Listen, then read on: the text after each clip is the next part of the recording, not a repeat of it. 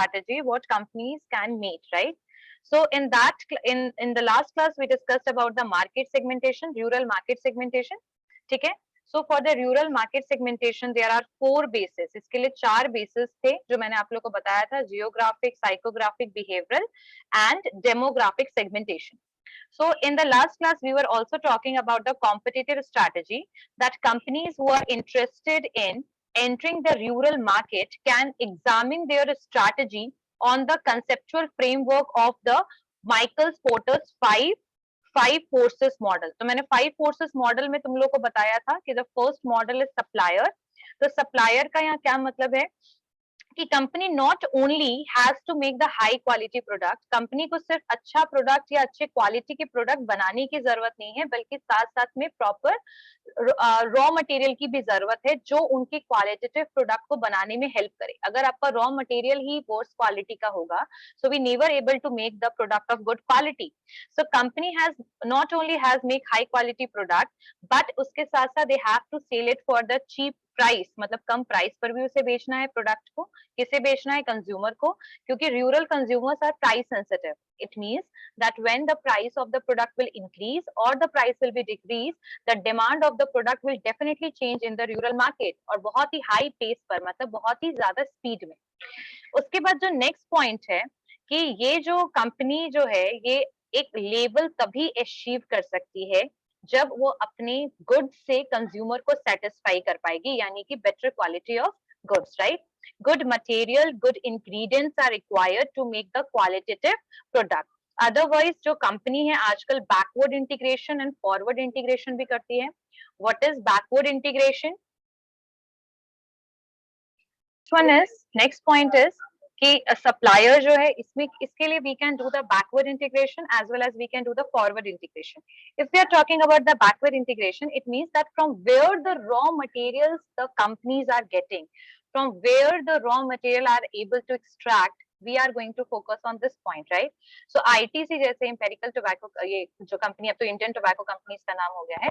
So ये जो company है, earlier what happening that they also started for chips वगैरह के लिए क्या करती थी, आपके जो फार्मर्स हैं उनके साथ कॉन्ट्रैक्ट बना लेती थी और उनके थ्रू ये प्रोडक्ट यानी कि जो आपके रॉ मटेरियल है उसको ये परचेज करती थी, राइट? और फॉरवर्ड इंटीग्रेशन का मतलब होता है जब आप रिटेल की तरफ बढ़ते हो, यानी कि डिस्ट्रीब्यूशन में जब आप रिटेल की तरफ बढ़ोगे यानी मीडिएटर्स की तरफ बढ़ोगे, एंड फाइनली जो प्रोडक्ट है वो आप कंज्यूमर को जब सेल करोगे, so that is forward integration. Backward integration when we are moving toward the manufacturing term, और we can say when we are moving toward the raw material, right? So backward और forward integration are very very important nowadays. Basically FMCG company is using the backward integration too. If we are talking about the customer power, it is a very important point because we all knows in marketing customer is the king of a market, right? Customer market का राजा है. और ये कब से है? When the modern marketing में जब हम marketing concept की तरफ बढ़े, तो marketing concept में यही चीज था कि whatever we will make that will be according to the need of the customers, right? So जो रूरल कंज्यूमर है, due to increase in literacy nowadays, क्योंकि उनका लिटरेसी जो है, लोग एजुकेटेड हो रहे हैं, पढ़ाई हो रही है, पढ़ रहे हैं लोग, तो कहीं ना कहीं उनका अवेयरनेस जो है वो भी इंक्रीज हो गया है. एडवेंट ऑफ टेलीविजन, टेलीविजन की वजह से अवेयरनेस भी इंक्रीज हो रहा है among the rural consumers, right, about the various type of product. तो इसी वजह से because of this reason now even the rural people are asking for the qualitative goods, यानी अच्छे गुड्स का डिमांड खुद रूरल कंज्यूमर्स भी करते हैं, ठीक है? So this is a very important reason कि जो ऐसा नहीं कि रूरल मार्केट में जब हम प्रोडक्ट सेल करते हैं तो we need to sell the product of the worst quality, but हमें इम्प्रूव्ड और बेटर क्वालिटी का प्रोडक्ट जो है वो किसे सेल करना चाहिए? कंज्यूमर को सेल करना चाहिए, ठीक है? Mouth publicity is also very important factor in the rural market. Why? Because if anyone is not satisfied, कोई भी एक person है जो satisfied नहीं है आपके product से, that person is going to basically spread negative words about your product. तो आपके प्रोडक्ट के बारे में वो क्या करेगा? निगेटिव वर्ड्स को स्प्रेड करेगा मार्केट में, आपके रूरल एरिया में. जो कि रूरल एरिया जो है ना वो बहुत ज्यादा आपका कल्चरल बेस्ड एरिया है। कल्चरल बेस्ड है मतलब इसका मतलब ये है कि लोग जो हैं वो एक दूसरे से काफी ज्यादा कनेक्टेड होते हैं रूरल एरियाज में। लोग एक दूसरे की बात सुनते हैं, वहां पर ओपिनियन लीडर जो है कई बार उसका काफी ज्यादा इन्फ्लुएंस होता है मार्केट में। तो इन सारे फैक्टर्स को देखते हुए अगर किसी एक पर्सन ने भी आपके प्रोडक्ट को बॉयकॉट कर दिया, एक भी पर्सन ने अगर आपके प्रोडक्ट को परचेज करना बंद कर दिया, so it is going to influence the other people in the rural areas as well. Clear हो गया? This point is clear to everyone. This point is clear. That customer power क्या है? Customer power ये है कि customer जो है वो डोमिनेटिंग पोजीशन पे है मार्केट में, क्योंकि अगर एक आपने प्रोडक्ट बनाना किसके लिए? Obviously for the customer. If one customer is not satisfied in rural market, it is going to impact the whole rural area, right? Next one is और एक और भी चीज है कि जो वहां के रिटेलर्स भी होते हैं उनके साथ भी आपको बहुत ज्यादा मैनेज करने की जरूरत है, क्योंकि उनके पास स्पेस की कमी होती है और उनके पास मल्टीपल जो कंपनीज है वो अप्रोच करती हैं प्रोडक्ट को सेल करने के लिए। So we have to provide the better option और better offers to the rural retailers as well. ठीक है, so this point is clear to all of you? This point is clear? Okay. Next one is potential entrants. If we are talking about entrants, यानी कि जो enter कर सकते हैं। सो companies जो हैं वो ज्यादातर रूरल मार्केट में क्या करती हैं कि वो एंटर तो कर जाती हैं, ठीक है, लेकिन उसके अलावा बहुत सारी ऐसी भी बहुत सारी कंपनीज है यहाँ तक। So what is the meaning of potential entrant? कि जो कंपनीज है they are operating in the rural markets must work to raise the entry by being there first and building good relation with the retailers, that the chance of new entrants coming and surviving are less. If we are talking about, अगर हम बात करें potential entrants की, तो whenever we entered in the rural market, अगर हम कभी भी रूरल मार्केट में एंटर करते हैं तो फर्स्ट मूवर एडवांटेज जो है वो हमें लेना चाहिए। अगर आप एक बार एंटर हो गए मार्केट में और आपने एक पोजीशन बना लिया, एक पोजीशन को ग्रैब कर लिया आपने रूरल एरिया में, so now it is very impossible to the other retailers, to other companies to make the same position in the market. ठीक है, तो ये चीज बहुत जरूरी है if you are entering in the rural market. Clear हो गया? This point is clear? Okay. Next point is substitute products. Potential entrant समझ में आया? It means that if अगर एक बार आप मार्केट में एंटर कर जाते हो, so you just need to make or hold the position that it is going to prevent the other companies to enter and to get the same position what your company have. Clear हो गई बात? समझ में आया? This point is clear? Class? Okay. Yes, next one is substitute products. What is the meaning of this substitute product? Due to high level of illiteracy, अभी भी बताएं, अगर हम लिटरेसी लेवल देखा जाए तो बिहार का इट इज अराउंड 62%, राइट? तो 62-63% है, प्लस में रूरल एरियाज का भी जो लिटरेसी अगर हम सिर्फ देखें सो दैट इज वेरी हाई। ठीक है, तो इसकी वजह से बहुत सारे लोगों को अवेयरनेस बहुत कम है। There is low awareness and dependence on retailers in the rural areas. So for this, if company does have adequate strategy, अगर कंपनी के पास एडिक्वेट स्ट्रैटेजी है, सो ऐसे सिचुएशन में what will be happen, it is going to मतलब ये जो है ना इलिटरेसी की वजह से क्या होता है कि लोग जो है ना वो प्रोडक्ट को डिफरेंशिएट नहीं कर पाते हैं। Like if the life boy जो है, आप लोगों ने उसका रैपर देखा, अगर वैसा ही सेम स्प्यूरियस प्रोडक्ट मार्केट में आ जाएगा तो rural people are not able to differentiate among the product. Definitely they are going to purchase the other product if its cost is low. यानी कि अगर लाइफ बॉय का कॉस्ट 10 रुपए है और जो दूसरा प्रोडक्ट है they are getting it for 6 rupees, they are going to pay 6 rupees for purchasing it, right? Why? Because they are not able to differentiate that which one is the original one and which one is the fake one, right? So this is the situation which is very high in rural areas. The people are not able to understand, they are not able to differentiate among the fake and original product, among the spurious product and the original one, right? So what the company need to do, company को क्या करना चाहिए? तो company को, ये तो spurious product एक illegal activity हो गया, स्प्यूरियस एक अनएथिकल ट्रेड प्रैक्टिस हो गया। उसके अलावा ऐसे बहुत सारे लोकल वेंडर्स हैं वहां पर जो आपके प्रोडक्ट के सब्स्टिट्यूट प्रोडक्ट हैं, जैसे कि अगर कोको कोला, पेप्सी और ये सब जो आपके सॉफ्ट ड्रिंक्स हैं, उनके लिए सब्स्टिट्यूट आपके रूरल एरियाज में क्या है? नींबू पानी, जैसे वहां पर जो लोकल वेंडर्स नींबू पानी वगैरह बेचते हैं वो इजिली सेल हो जाता है comparison to package soft drink और बॉटल की में जो भी आपके सॉफ्ट ड्रिंक्स वगैरह अवेलेबल हैं उससे, ठीक है। बिकॉज कल्चरली अगर हम बोला जाए तो दे आर एक्सेप्टिंग दूस प्रोडक्ट जिसका नॉलेज और इंफॉर्मेशन उनको है।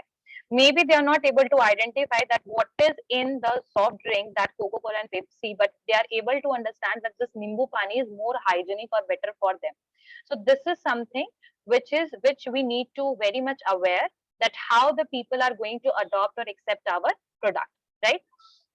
Next one is competitors. Competitors. Like if we are talking about the FMCG company, fast moving consumer goods company, the competition in the rural market is very high because ITC, PNG, Hindustan Lever, Marico, there are multiple companies who are dealing in the rural areas. Godrej, आपका Tata, FMCG company. So basically, multiple companies are doing work in the rural areas. Why? Because whatever items they are selling, its demand is there in the rural market too, right? So the nature of competition in rural market is different as comparison to the urban market. And जो आपका brand option जो rural consumer के लिए है that is very different from the what is available for the urban consumer. So brand rarely compete करता है एक दूसरे से, लेकिन अगर कंपनीज की बात करें तो companies are competing with each other because they all are basically FMCG companies. So whenever you are dealing in the rural areas, always remember that the people are price sensitive, people are less educated or they are illiterate, they are not aware about the product difference. So you just need to basically spread the awareness, workshop karaiye, campaign, फिर personal selling approach we can use for this, right? What is next one is product strategy. So product strategy I already elaborated in the marketing mix में P जब मैंने कराया था product, so इसमें मैंने क्या बताया था कि जो marketers हैं have never felt a strong need to exclusively design product or even to modify the design of product for the rural market. So what we can do, modification. What is the meaning of this product strategy? Like if we are making product exclusively for rural areas, so we can need to do the product designing. How? Like I already gave you the example about the Maharaja appliances, right? What they did, they basically started making washing machine, and washing machine with very basic feature only for that is only used for washing. And what is the cost of that washing machine? Only 2000 rupees. So why they cost such low amount for that washing machine? Because 2000 rupees is something which the farmers or the low status people have to basically arrange. ये 2000 रुपया भी arrange करना बहुत मुश्किल है rural people के लिए। सो उसका कॉस्ट सिर्फ 2000 रुपया था और उसका काफी ज्यादा सेल हुआ। Same situation, same thing is also done by class everyone. So तो प्रोडक्ट स्ट्रैटेजी के लिए मैंने बताया था कि अगर आप रूरल कंज्यूमर्स के लिए अर्बन प्रोडक्ट्स जो जो महंगे और एक्सपेंसिव अगर आपको इलेक्ट्रॉनिक्स आइटम सेल करने की कोशिश करोगे बहुत ही लो सेल होगा, right?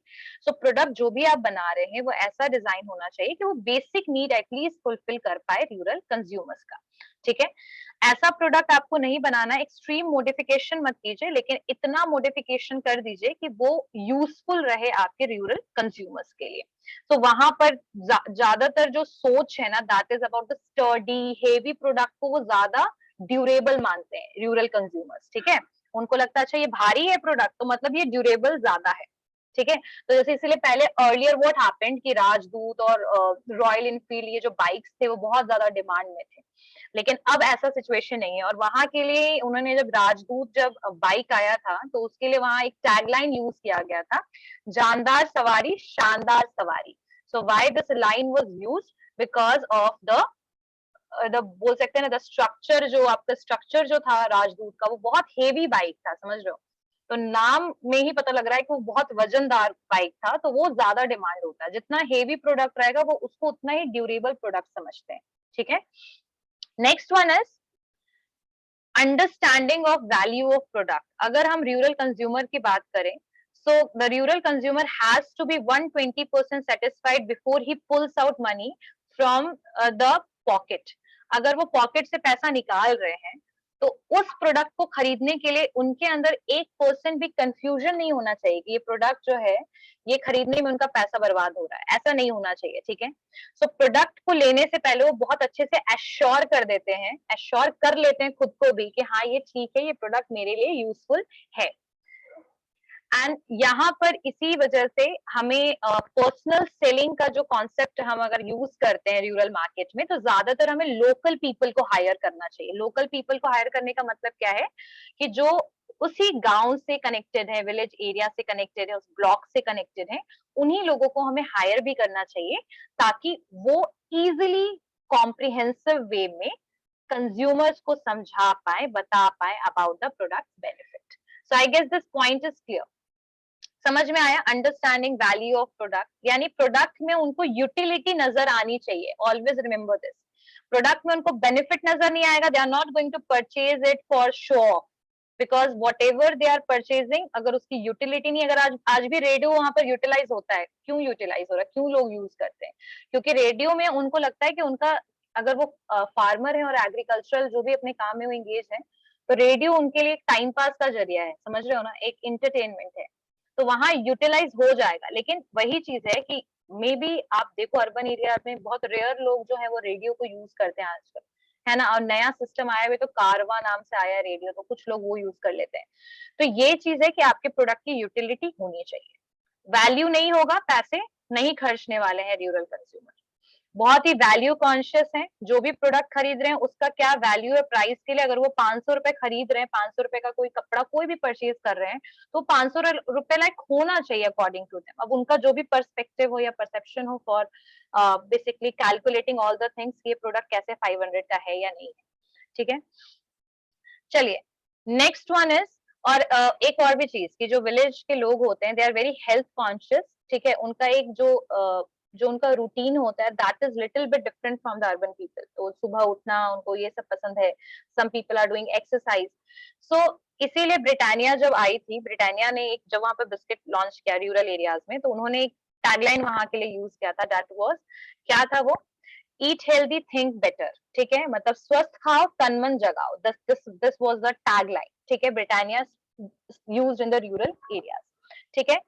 So why they basically show that, because जो इंडियन कंज्यूमर है, खासकर rural consumer, they are very health conscious, मतलब वो अपने हेल्थ को लेकर के काफी कॉन्शियस रहते हैं। आ गई बात समझ में? क्लियर हो गया सबको? Everyone? Jashwant, you are in the class और where you are? I am looking you from last 5 minutes में तुमको अब। चलिए नेक्स्ट वन इज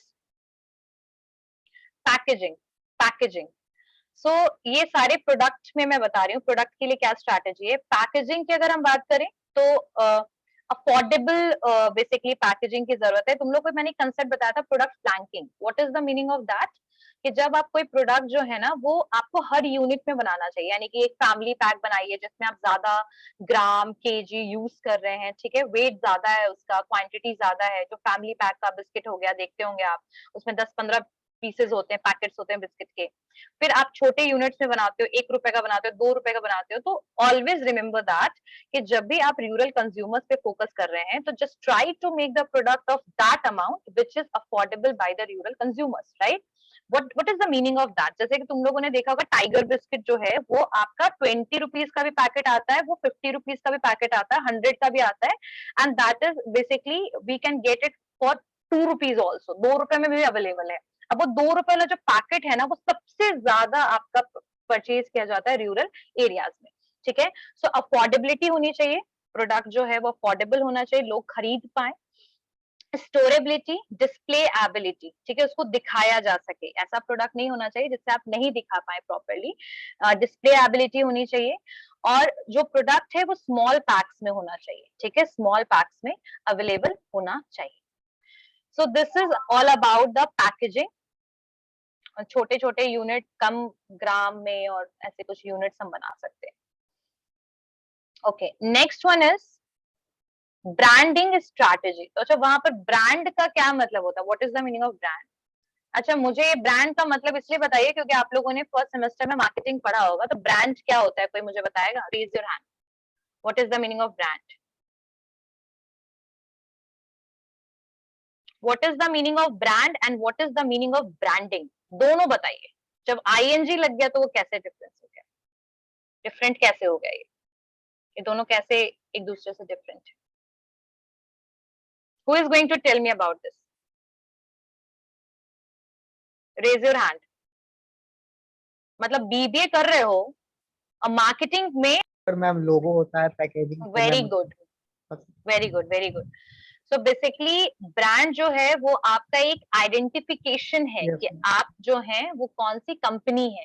जैसे नाइकी का वो जो एक साइन है वो आपका टिक एक मार्क, ब्रांड का पहचान, एक आइडेंटिफिकेशन होता है, ठीक है।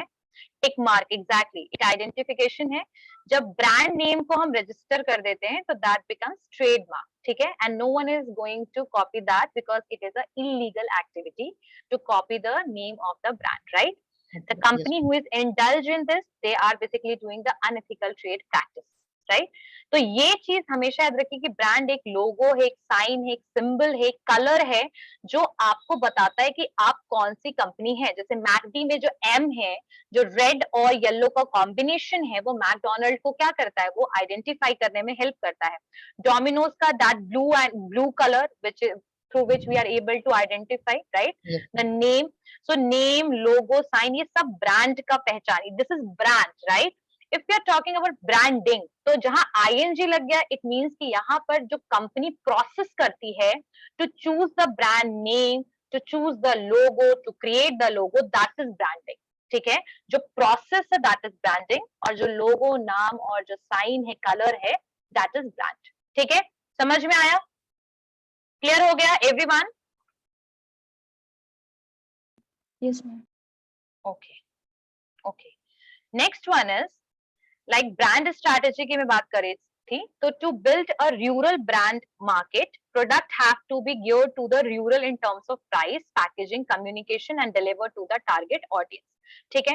तो in the language they understand the item specific communication. तो ब्रांडिंग अगर आपको करना है, अपना ब्रांड नेम, एक ब्रांड आइडेंटिटी क्रिएट करना है, brand equity, what is the meaning of brand equity?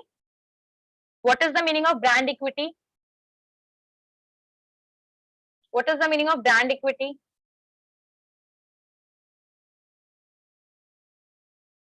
Yes, Anisha. Yes, ma'am. Company का प्रोडक्ट को रिपीट परचेज करते हैं, बाकी प्रोडक्ट्स के अवेलेबल होने के बावजूद उसको ब्रांड इक्विटी। बेसिकली तुमने उसका कंक्लूजन बता दिया कि ब्रांड इक्विटी से क्या होता है। ब्रांड इक्विटी का मतलब होता है value of your brand, like how many people are recognize your brand, कितने लोग आपके ब्रांड को पहचानते हैं। समझ में आ गई बात? That is brand equity. Brand equity का मतलब होता है ब्रांड वैल्यू, एग्जैक्टली। और इसके लिए ना, आप जब एक बार ब्रांड इक्विटी आपकी हाई है ना, तो आप समझिए कंज्यूमर में विलिंगनेस हाई है फॉर परचेजिंग द प्रोडक्ट, ठीक है। तो automatically the consumer would first, जिसने ट्राई किया होगा पहले प्रोडक्ट, अब वो अडॉप्ट कर लेगा product. So that is brand equity. We are talking about Bajaj, Usha, Nestle, ये सब की ब्रांड इक्विटी इतनी हाई है कि अगर ये कम भी एडवर्टीजमेंट करेंगे ना, तो इनके कंज्यूमर्स का जो नंबर है, consumer base is not going to decrease, और बेसिकली वो कभी कम नहीं होगा। समझ में आ गई बात? ब्रांड इक्विटी का मतलब होता है ब्रांड वैल्यू, ठीक है। आपकी मार्केट में आपको कितने लोग जानते हैं, पहचानते हैं, और कितने लोग, कोई जानना पहचाने का मतलब ये नहीं कि निगेटिव टर्म में, पॉजिटिवली, ठीक है। चलिए, सो इन पैकेज्ड गुड्स इंडस्ट्री, अगर हम एफएमसीजी की बात करें, what is the full form of FMCG? Full form क्या है एफएमसीजी का? Fast moving consumer goods. Very good, fast moving consumer goods. तो इन पैकेज्ड गुड इंडस्ट्रीज की अगर हम बात करें, गुड्स इंडस्ट्रीज की, तो FMCG, reduction of number of brand and creating master brand to serve the many segment. So what they can do if they want to do the branding, so सबसे पहले इनको प्रमोशन करना चाहिए। और promotion का क्या क्या तरीका हो सकता है? जैसे वॉल पेंटिंग कर सकते हैं, मैंने बताया था कि आपको कैंपेन लगा सकते हैं, हाट में जाकर के प्रोडक्ट को सेल कर सकते हैं, मेला में जाकर के प्रोडक्ट को सेल कर सकते हैं, ठीक है। So this is how they can basically set that brand बोल सकते हैं ना, ब्रांड इक्विटी को डेवलप कर सकते हैं। एक ब्रांडिंग का स्ट्रैटेजी है for the rural consumers, right. Next है लोगोज और सिंबल। तो लोगोज और सिंबल जो भी है, that can be according to the market, जो भी अपना मार्केट के हिसाब से आप सेट कर सकते हैं। लेकिन हाँ, इलिटरेट जो रूरल कंज्यूमर्स होते हैं, जो पढ़े लिखे नहीं होते उनके लिए ब्रांड के जो लोगो कलर ये बहुत इंपॉर्टेंट होता है। तो इतना डिफिकल्ट लोगो या नाम मत लिखिए जिससे लोग जो है प्रोनाउंसिएशन में उनको दिक्कत आए। आ रही बात समझ में? सो बहुत ब्रांड नेम कैसा होना चाहिए? अगर मैं एक अच्छे ब्रांड नेम की बात करूं तो उसके लिए प्रोनाउंसिएशन इजी होना चाहिए। नाम जो होना चाहिए वो आपके प्रोडक्ट के बेनिफिट को शो करता हो ऐसा हो सकता है। नाम शॉर्ट होना चाहिए ब्रांड का, ठीक है, इजीली रिकॉग्नाइज कर सके। जैसे अभी हम लोग बोट की बात करें तो बोट जो ईयरफोन या हेडफोन की जो कंपनी है, इसको हम लोग इसीलिए भी बहुत इजीली रिकॉग्नाइज कर पा रहे हैं, नाम याद कर पा रहे हैं, क्योंकि इसका नाम बहुत ही कॉमन है। जैसे बोट तो सबने सुना है, सबने पढ़ा है, राइट? सो ब्रांड में जो आप नाम ब्रांडिंग जो कर रहे हो या नाम जो भी आप चूज कर रहे हो, वो ऐसा होना चाहिए कि कंज्यूमर्स जो है उसको रिमाइंड कर पाए, याद रख पाए, ठीक है। और कभी भी जो नाम होगा ब्रांड में, कभी भी ऐसा नाम मत चूज कीजिए जो आपका ऑलरेडी कोई कंपनी जो है उस तरीके का नाम ऑलरेडी यूज कर रही हो। जैसे कि अगर मान लो मार्केट में नाइकी चल रहा है तो you can not put the use the name हाइकी, क्योंकि ऐसे में कंज्यूमर कंफ्यूज हो सकते हैं कि कौन हाइकी है कौन नाइकी है। ये कॉन्सेप्ट जो है ये आ सकता है। तो कभी भी जो मार्केट में ऑलरेडी स्टैब्लिश ब्रांड है और आप भी एक ब्रांड में कन्वर्ट करना चाहते हैं खुद को, तो कभी इस तरीके से रिलेटेबल नेम को चूज मत कीजिए या राइमिंग में एक जैसा हो, ऐसा नहीं करना है, ठीक है। जैसे तुम लोगों को मैं एक एग्जांपल देती हूँ, तुम लोगों ने केएफसी तो सुना है, गए भी होगे केएफसी। Yes ma'am. अब जैसे अब केएफसी के लेवल का कोई अगर कोई सेम टाइप का quick QSR quick service restaurant type open होता है और वो सेम केएफसी की तरह ही कोई नाम यूज कर लेगा, तो वो कभी भी उसके पोजीशन पर पहुंच ही नहीं पाएगा केएफसी के। और कुछ ऐसे लोकल प्लेयर्स होते हैं, रीजनल प्लेयर्स होते हैं, जैसे पटना में ना अभी मैंने हाल फिलहाल में पीएफसी देखा था। तो पीएफसी का क्या था, हाँ, पटना फ्राइड चिकन इस तरीके से नाम दिया उन्होंने। तो why they use such name, because they want to get the benefit of the name of KFC, ठीक है, इसलिए they use this name of PFC. So always remember that never use such kind of strategy if you want to be at the same position what basically the other brand is enjoying. Always remember this. समझ में आ गया? Clear हो गया? एक और चीज है कि जो आप नाम रूरल कंज्यूमर्स के लिए अगर कोई प्रोडक्ट बनाते हैं, स्पेसिफिकली प्रोडक्ट बनाते हैं, तो उस केस में आप इंग्लिश लैंग्वेज को यूज मत कीजिए या बहुत कम कीजिए, ठीक है। क्योंकि कई बार क्या होता है, either the product is very easy to use, बहुत ही इजीली आप उस प्रोडक्ट को यूज कर सकते हैं, लेकिन कंज्यूमर जो पहले ही डर जाता है जब वो उसमें इंग्लिश में वर्ड्स देखता है, उसे ऐसा लगता है कि ये जो प्रोडक्ट है ये बहुत कॉम्प्लेक्स है, बहुत डिफिकल्ट है मेरे लिए यूज करना, और वो उसको इग्नोर करने की कोशिश करेगा। So whenever you are selling product, specifically you are making those product for the rural consumer, don't use English and difficult words in that, right? समझ में आया? Make very easy, बहुत easy पैकेजिंग रखिए। थोड़ा बहुत अगर आप लेबलिंग तो करना जरूरी होता है तो डिस्क्रिप्शन लिखिए, डिस्क्रिप्शन को हिंदी में भी लिखिए, हिंदी में लिखने की कोशिश कीजिए। 100% इंग्लिश वर्ड्स मत लिखिए। ऐसे खैर आजकल जो स्टैंडर्डाइज जितने भी प्रोडक्ट आ रहे हैं, स्टैंडर्ड प्रोडक्ट्स जो हैं, they are using both languages, English and Hindi for that, ठीक है। नेक्स्ट वन इज कि जो आप सिंबल यूज करिएगा उसमें ऐसा सिंबल यूज कीजिए जो रूरल कंज्यूमर्स आसपास देखते हो। जैसे उसमें आप प्लांट्स यूज कर सकते हो, आप सन यूज कर सकते हो, मून यूज कर सकते हो प्रोडक्ट के पैकेजिंग पे, ठीक है। अब जैसे अभी तुम लोगों ने देखा होगा कि 555 555 ऐसे नाम करके सोप आता था, टिकिया आती थी, ठीक है। तो 555 is very easy to learn, right? समझ में आ गया? क्लियर हो गया सबको कि how to basically use the brand, मतलब ब्रांडिंग स्ट्रैटेजी किस तरीके से होना चाहिए, किस तरीके से लोगो वगैरह चूज हम कर सकते हैं। और जो आप कलर यूज करेंगे पैकेजिंग में वो थोड़े वाइब्रेंट होने चाहिए, थोड़े से चमकदार, थोड़े से इफेक्टिव, राइट? चलिए next one is the pricing strategy. तो आई थिंक ये मार्केटिंग स्ट्रैटेजी में प्राइसिंग स्ट्रैटेजी तो तुम लोग को पता ही होगा कि प्राइसिंग स्ट्रैटेजी क्या होता है। What is pricing strategy? What is the meaning of price? Price का मतलब क्या होता है? कीमत। तो वो तो हिंदी में कीमत है, ठीक है। यस कोमल? यस मैम, कोई भी प्रोडक्ट का प्राइस सेट करना है रूरल मार्केटिंग में, जिसकी वजह से The सब amount अफोर्ड कर which we सके। are going to take from the consumer, that is a price, right? जो पैसा हम कंज्यूमर से लेंगे, उस the cost of the product is price, ठीक है, everyone turn on your camera. Okay, so pricing strategy we were talking about. So what is the meaning of price? Cost of the product or the amount which we are going to take from the consumer for that in lieu of that product, that is price. ठीक है, अच्छा price जो है that is the only P through which we are able to get the money back, right? Because in product जब हम कोई product manufacture करते हैं वहां पर पैसे invest करने होते हैं, जहां पर हम डिस्ट्रीब्यूशन करते हैं वहां पर भी पैसे हमें लगाने पड़ते हैं, जहां प्रमोशन करते हैं वहां पर भी पैसे इनकार यानी कि अमाउंट जो है वो इनकार करना पड़ता है. So this is the only P through which we are able to manage the other piece, right? So यहाँ पर जो आपकी प्राइसिंग स्ट्रैटेजी होगी वो कैसी होगी कि जब हम रूरल कंज्यूमर्स को कोई प्रोडक्ट सेल कर रहे हैं तो always remember they are price sensitive, so never set very high price for the product. ठीक है, थोड़ा सा लो मार्जिन लीजिए, ज्यादा हाई मार्जिन लेने की जरूरत नहीं है प्रोडक्ट में. यानी कि अगर आपको प्रोडक्ट को बनाने का कॉस्ट अगर आपको 500 पड़ रहा है, so you can sell it only for 700 और hardly 600. Don't take 1000 rupees, don't try to take that. So you can keep low margin. Next one is कि just try to provide the product which is able to reuse, यानी refill वाले product provide कीजिए. जैसे life boy और इनका जो hand wash आया है, ये रिफिल पैकेज भी इनके आते हैं. एक बार बॉटल खरीद लो, वापस से उसको रिफिल करते रहो. ठीक है, तो रिफिल पैकेज जो होगा that is of low cost. ठीक है, उसके अलावा जो प्रोडक्ट का जो प्राइस आप सेट करते हैं या फिर जो आप प्रोडक्ट पहुंचाते हैं रिटेलर तक, कोशिश कीजिए कि क्रेडिट फैसिलिटीज भी प्रोवाइड कीजिए उनको, ताकि उनको एट द टाइम पैसे पे ना करना पड़े. ये बहुत बड़ी प्रॉब्लम है रूरल एरियाज में कि इवन आज भी लोग उधार पर वहां सामान लेते हैं, क्योंकि उनका जो ऑक्यूपेशन है वो क्या है, सीजनल अनएम्प्लॉयमेंट है वहां पर. एक सीजन में पैसा है, एक सीजन में पैसा है ही नहीं. तो ऐसे केस में बहुत सारे लोग ऐसे होते हैं जो उधार पर उनका जीवन चल रहा होता है, उनको एफएमसीजी गुड्स लेने के लिए भी पैसे क्या करने पड़ते हैं, एट द टाइम वो पे नहीं कर पाते हैं. तो जब रिटेलर्स को आप क्रेडिट फैसिलिटी नहीं देंगे तो वो आगे कैसे कंज्यूमर्स को देंगे क्रेडिट फैसिलिटी.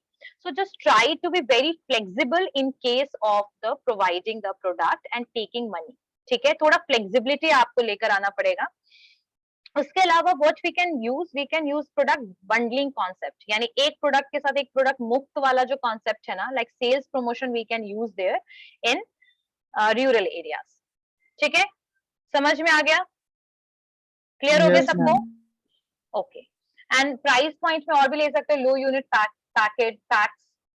ठीक है, उसके अलावा जैसे एक और भी चीज है कि जितने भी ये 5 रुपए का कोको कोला जो बीच में आया था, सबसे पहले रूरल एरियाज में ही जाकर के इसको रूरल एरियाज में सबसे पहले ये प्रोवाइड किया गया था, 5 रुपए में कोको कोला.